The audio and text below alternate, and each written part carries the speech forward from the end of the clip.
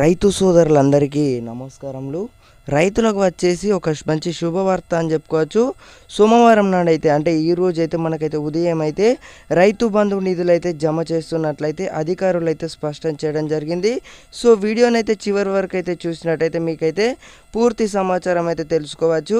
అలాగే రైతు బంధుకు సంబంధించి అసలు డబ్బులు ఎవరికి పడుతున్నాయి, అసలు ఏం కథ, ఇప్పటి వరకు ఎన్ని డబ్బులు జమ చేయడం జరిగింది, మరి పడని వారికి ఎవరైతే గల రైతులు 5 నుంచి 6, 7, 8, 9, 10 ఎకరాల వారికి ఎవరైతే గల రైతులు ఉన్నారో 15 ఎకరాల గల రైతులకి కూడా రైతు బంధు నిధులు అయితే జమ కావడం జరుగుతుందన్నమాట. ఇక్కడ స్క్రీన్ మీద చూసుకోవచ్చు. రైతులకు వచ్చేసి అయితే చాలా మంది అయితే ఆందోళన చెందడం జరుగుతుంది.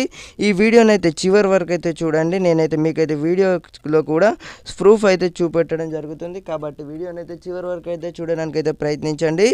నాకు 8 ఎకరాల 30 గుంటలు ఉంది. ఇక్కడ స్క్రీన్ మీద చూసుకోవచ్చు. సిబిఐ, ఎస్బిఐ, లక్ష్మీనగరం, అంజుబాక విలేజ్, దూమగూడ మండలం, భద్రాద్రి కొత్తగూడెం డిస్టిక్, మల్కాజ్గిరి ఇలానైతే చెప్పడం జరిగింది. అన్న వచ్చేసి ఈరోజు లేకపోతే రేపు అయితే మీ అందరి ఖాతాలో ఖచ్చితంగానైతే డబ్బులు అయితే జమ కావడం జరుగుతుందన్నమాట. నేటి నుంచి రైతు భరోసా నిధులు అయితే ఇక్కడ న్యూస్ అయితే రావడం జరిగింది. ఇక్కడ స్క్రీన్ మీద చూసుకోవచ్చు. యాసంగి సీజన్కు సంబంధించి రైతు భరోసా, రైతు బంధు పెండింగ్ బకాయిలకు నేటి నుంచి ప్రభుత్వం అయితే రైతుల ఖాతాలో జమ చేయనుంది. 3 రోజుల పాటు 39 లక్షల ఎకరాలకు నిధులైతే పంపిణీ చేయనుంది. ఇందుకోసం ప్రభుత్వం రూపాయలు 2,000 కోట్లు అయితే ఖర్చు చేస్తుంది.